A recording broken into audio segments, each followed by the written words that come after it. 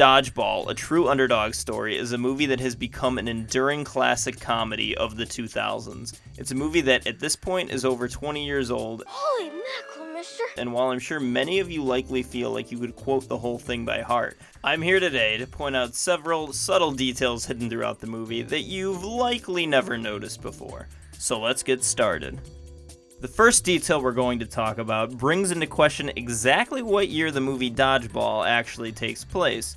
Despite the movie coming out in 2004, in the opening scene, during the infomercial for Globo Gym, owner White Goodman, the film's main villain, demonstrates his physical transformation by showing a picture of himself that he says was from 6 years ago, but the picture is captioned saying the image is from 1987. So if this were true, that would mean that the movie actually takes place in 1993. But there are other details throughout the movie that contradict this, such as a message on main character Peter LaFleur's answering machine saying he is overdue on a rental of the movie Mona Lisa Smile, which came out in 2003. Or there's also the part where he meets Lance Armstrong, who talks about his, at the time, 5 consecutive Tour de France wins. And I won the Tour de France 5 times in a row. The first of which wasn't until 1999. Update, now he actually has 0 Tour de France wins because apparently the drug screening for that wasn't as thorough as it was for the regional qualifying dodgeball game. So it seems there's 2 possible explanations for this. Either White Goodman's intentionally under-exaggerating how long it actually took him to get in his current shape, or the filmmakers simply made a mistake and the year was supposed to say 1997.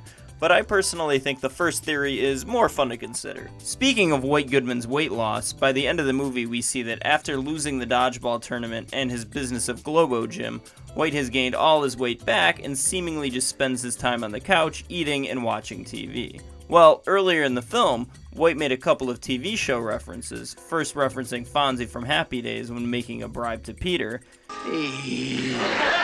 and later referencing the Happy Days spin-off Joni Loves Chachi while taunting the character Justin during the final dodgeball game. So it's very possible that White's affinity for TV references stems from the time before he was a fitness guru, where he similarly never left the couch. It's also funny to note that the painting of White holding a bull by the horns shown in White's Globo Gym office earlier in the movie can be seen behind the TV at the end. The next detail involves the previously mentioned character Justin, who you may remember is also an aspiring cheerleader. But you may not have noticed in his storyline he has a very specific character arc. Towards the beginning of the film, we see a flashback where he tries out for his high school cheerleading team. In the tryout, he ends up humiliating himself by initially catching but then dropping his cheerleading partner right on top of him in front of many people, including his crush Amber. Later in the film, in scenes where Average Joe's is practicing for the dodgeball tournament, we see that Justin is the only member of the team who is never able to catch a dodgeball. But then towards the end, Justin ends up being a last-minute replacement in his high school's cheerleading team for their competition in Vegas, where he successfully throws and catches Amber in front of a large crowd and redeems himself for his prior experience at the cheerleading tryouts. Soon after this, in the final dodgeball game, he redeems his catching abilities again by finally being able to catch a dodgeball at the time that matters most. So it looks like the tryouts gave him the yips the whole time, and the successful catch in the cheerleading competition was just the thing he needed to cure it. Also worth noting, in a small cool attention to detail, Justin's tryout number during the cheerleading scene is 13, which ends up being the same number on his Average Joe's jersey later.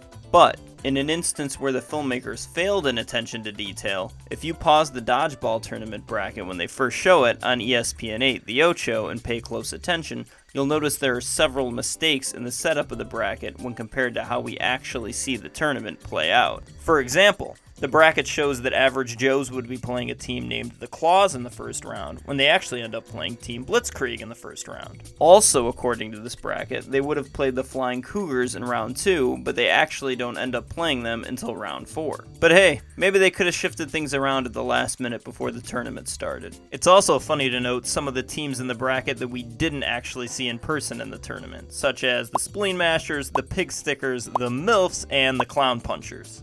Let's go back to the Globo Gym infomercial for a second. When White Goodman introduces the plastic surgery section of Globo Gym, if you look closely, you'll notice a funny detail, that he has labeled it the Shame Reduction Center. This serves as more than just a funny background joke, though, as carrying shame and having different methods of getting rid of it is a big theme in the movie. White's idea of what's shameful is clearly superficial, and his suggested solutions for people to lose their shame is clearly artificial. Peter, on the other hand, has a moment later in the film where he tells Lance Armstrong that he is dropping out of the Dodgeball tournament and that shame is the reason. Shame from the fact that he hasn't had any high ambitions in life, and also because he had actually sold Average Joe's gym to White the night previously. But he ultimately has a change of heart and plays in the championship. He not only ends up winning, but he believed in himself enough to bet all the money White had given him on his team to win, and as a result, is able to reacquire Average Joe's as well as acquire the entirety of Globo Gym. And it's these two different philosophies of overcoming shame that perfectly highlights the difference between the two characters. Now he's a philosophizer. And this brings us to our last detail, which shows how Peter and White's roles reverse over the course of the movie. At the beginning of the movie, Peter wakes up from his couch to see the end of the Globo Gym infomercial. He grabs the remote to turn off the TV, and fed up, he says, "Spare me." And this leads us right into the movie's opening credits. At the end of the movie, after Peter has bought Globo Gym and reacquired Average Joe's, we see a new infomercial, this time for Average Joe's with Peter in a much more successful place in life. At the closing of the commercial, the camera pulls back to show that this TV is in the living room of overweight White Goodman. And mirroring Peter at the beginning of the movie, he is watching the commercial from his couch, he picks up the remote, turns off the TV, and says, "Spare me." He then blames Chuck Norris for his loss in the tournament, Chuck Norris. and this appropriately leads us into the movie's closing credits. That's all I've got for you. If you think of any other details I didn't talk about, please let me know in the comments, and please hit the subscribe button if you'd like to see more videos like this in the future.